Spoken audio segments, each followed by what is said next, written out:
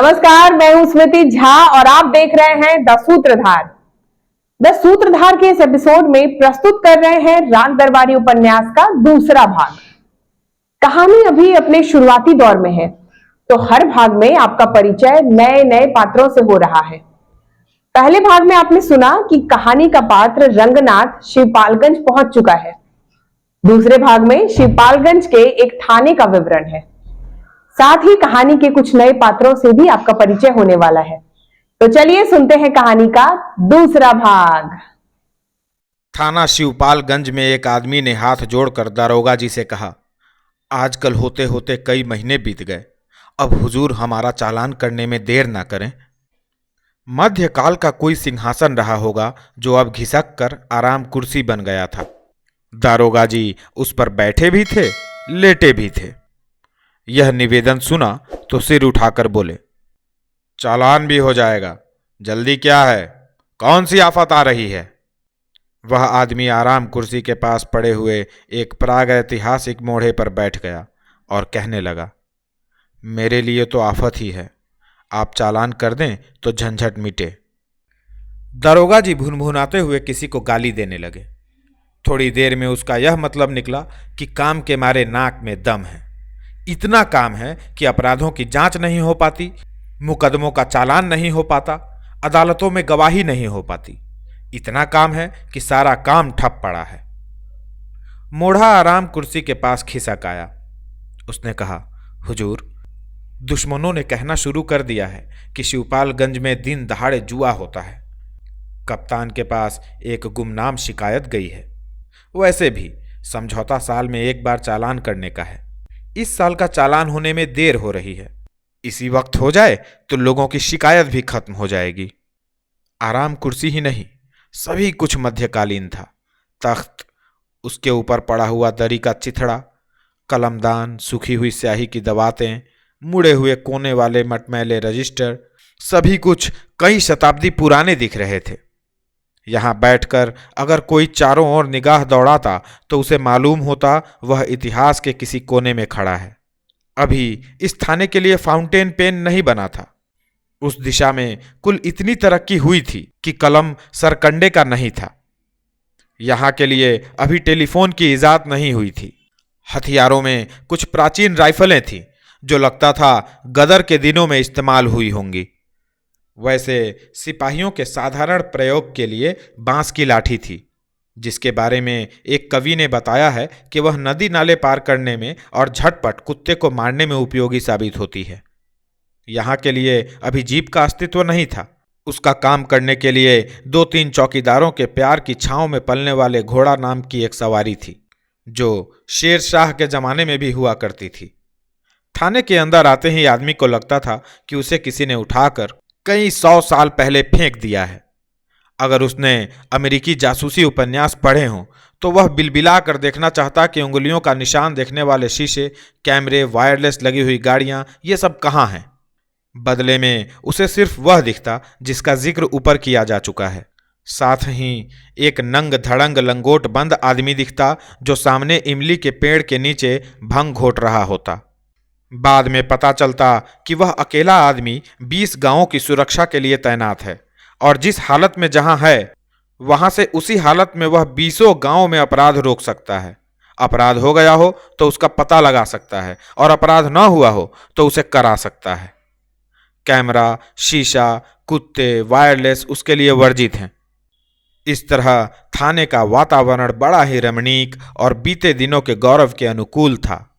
जिन romantic कवियों को बीते दिनों की याद सताती है, उन्हें कुछ दिन रोके रखने के लिए यह थाना आदर्श स्थान था। जनता को दारोगा जी और थाने के 10-12 सिपाहियों से बड़ी बड़ी आशाएं थी। 250-300 गांव के उस थाने में अगर 8 मील दूर किसी गांव में नकब लगे तो विश्वास किया जाता था कि इनमें से कोई न कोई उसे देख जरूर लेगा।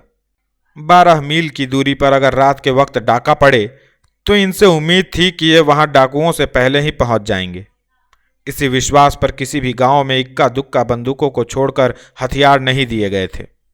हथियार देने से डर था कि गांव में रहने वाले असभ्य और बर्बर आदमी बंदूकों का इस्तेमाल सीख जाएंगे, जिससे वे एक दूसरे की हत्या करने लगेंगे, खून की नदियां बहने लगेंगी। जहां तक डाकुओं से उनकी सुरक्षा का सवाल था, वह दारोगा जी और उनके 10-12 आदमियों की जादूगरी पर छोड़ दिया गया था। उनकी जादूगरी का सबसे बड़ा प्रदर्शन खून के मामले में होने की आशा की जाती थी, क्योंकि समझा जाता था कि इन 300 गांवों में रहने वालों के मन में किसी के लिए घृणा है, किससे दुश्मनी है, किसको कच्चा चबा जाने का उत्साह है। इसका वे पूरा पूरा ब्यौरा रखेंगे और पहले से ही कुछ ऐसी तरकीब करेंगे कि कोई किसी को मार न सके। और अगर कोई किसी को मार दे तो वो हवा की तरह मौके पर जाकर मारने वाले को पकड़ लेंगे, मरे हुए को कब्जे में कर लेंगे, उसके खून से तर मिट्टी को हांडी में भर लेंगे और उसके मरने का दृश्य देखने वालों को दिव्य दृष्टि देंगे, ताकि वे किसी भी अदालत में जो कुछ हुआ है उसका महाभारत के संजय की तरह आंखों देखा हाल बता सकें। संक्षेप में, दारोगा जी और उनके सिपाहियों को वहां पर मनुष्य नहीं बल्कि अलादीन के चिराग से निकलने वाला दैत्य समझकर रखा गया था। उन्हें इस तरह रखकर 1947 में अंग्रेज अपने देश चले गए थे और उसके बाद ही धीरे धीरे लोगों पर यह राज खुलने लगा था कि ये लोग दैत्य नहीं हैं बल्कि मनुष्य हैं, और ऐसे मनुष्य हैं जो खुद दैत्य निकालने की उम्मीद में दिन रात अपना अपना चिराग घिसते रहते हैं। शिवपालगंज के जुआरी संघ के मैनेजिंग डायरेक्टर के चले जाने पर दारोगा जी ने एक बार सिर उठाकर चारों ओर देखा। सब तरफ अमन था। इमली के पेड़ के नीचे भंग घोटने वाला लंगोट बंद सिपाही अब नजदीक रखे हुए एक शिवलिंग पर भंग चढ़ा रहा था। घोड़े के पुट्ठों पर एक चौकीदार खरहरा कर रहा था। हवालात में बैठा हुआ एक डकैत जोर जोर से हनुमान चालीसा पढ़ रहा था। बाहर फाटक पर ड्यूटी देने वाला सिपाही निश्चय ही रात को मुस्तैदी से जागने के लिए एक खंभे के सहारे टिककर सो रहा था। दारोगा जी ने ऊँघने के लिए पलक बंद करना चाहा, पर तभी उनको रुप्पन बाबू आते हुए दिखाई पड़े। वे भुनभुनाए कि पलक मारने की फुर्सत नहीं है। रुप्पन बाबू के आते ही कुर्सी से खड़े हो गए और विनम्रता सप्ताह बहुत पहले बीत जाने के बावजूद उन्होंने विनम्रता के साथ हाथ मिलाया। रुप्पन बाबू ने बैठते ही कहा, रामाधीन के यहाँ लाल स्याही से लिखी हुई एक चिट्ठी आई है। डाकुओं ने 5,000 रुपया मांगा है। लिखा है अमावस की रात को दक्षिण वाले टीले पर। दारोगा जी मुस्कुराकर बोले, यह तो साहब बड़ी ज्यादती है। कहाँ तो पहले के डाकू नदी पहाड़ लांघ कर घर रुपया लेने आते थे, अब वे चाहते हैं कि कोई उन्हीं के घर जाकर रुपया दे आवे। रुप्पन बाबू ने कहा, जी हां, वह तो देख रहा हूं, डकैती न हुई, रिश्वत हो गई। दरोगा जी ने भी उसी लहजे में कहा, रिश्वत, चोरी, डकैती, अब तो सब एक हो गया है, पूरा साम्यवाद है।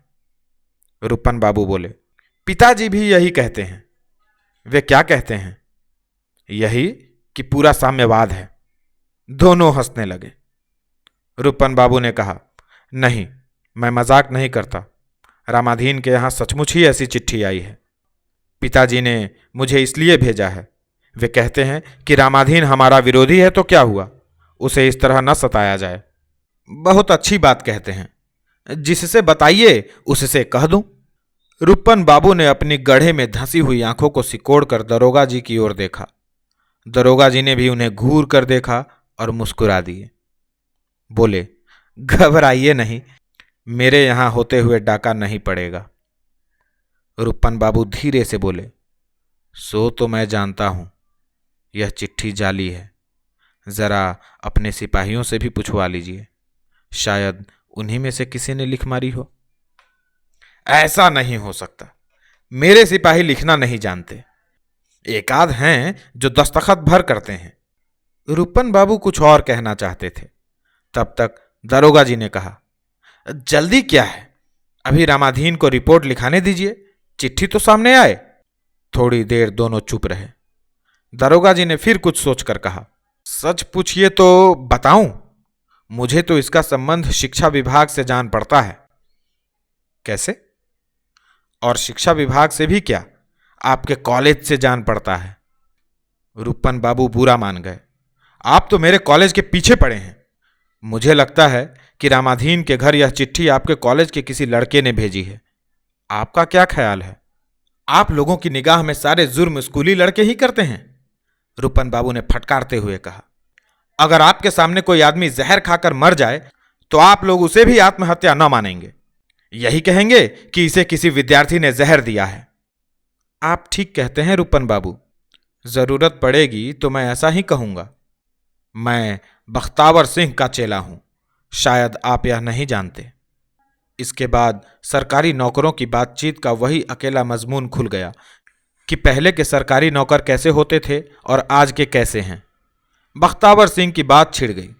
दरोगा बख्तावर सिंह एक दिन शाम के वक्त अकेले लौट रहे थे। उन्हें झगड़ू और मंगड़ू नाम के दो बदमाशों ने बाग में घेर कर पीट दिया।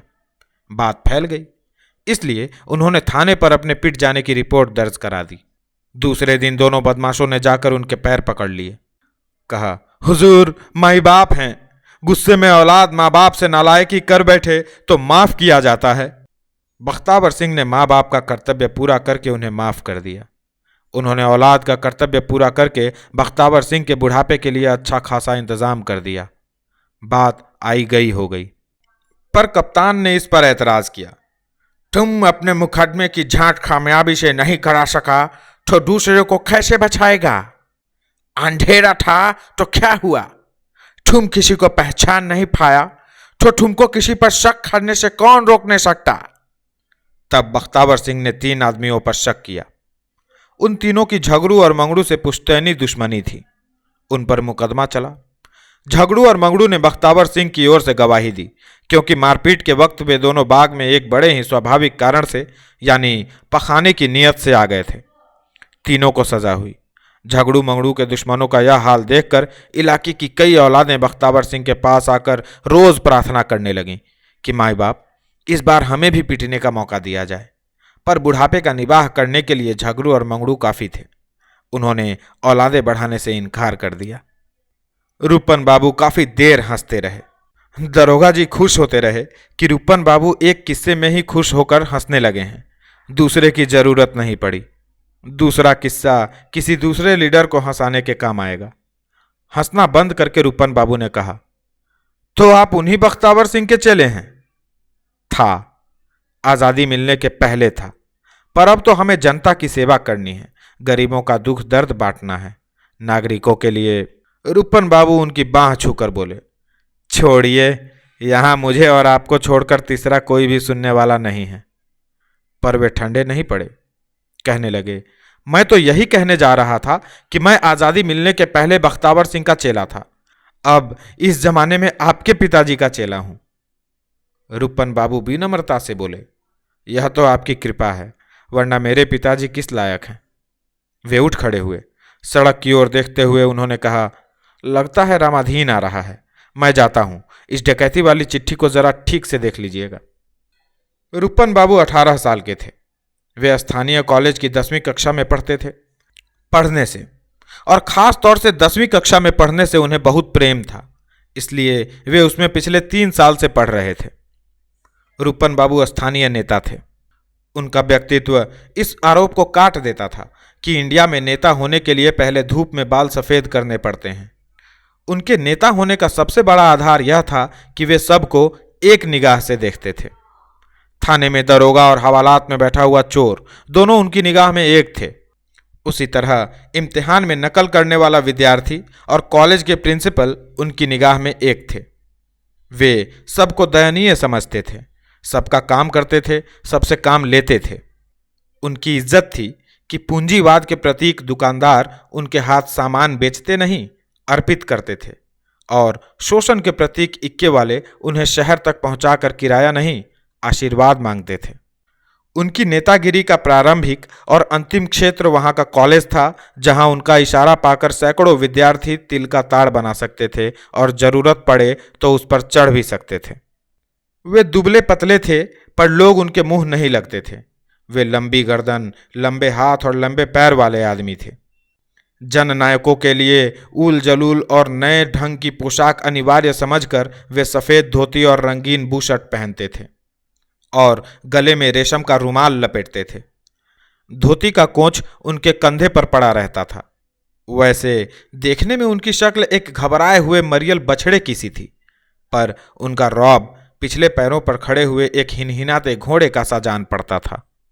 वे पैदाइशी नेता थे, क्योंकि उनके बाप भी नेता थे। उनके बाप का नाम वैद्य जी था। थाने की दुर्दशा आपने देखी। आज के लिए इतना ही। अगले भाग में आपका परिचय होगा छंगामल विद्यालय इंटरमीडिएट कॉलेज से। तब तक हमारे चैनल को प्रमोट करने में मदद करें ताकि आपके लिए एक से बढ़कर एक कहानियां प्रस्तुत करने में मदद मिले, साथ ही साहित्य की सेवा भी होती रहे। मिलते हैं अगले वीडियो में। आभार।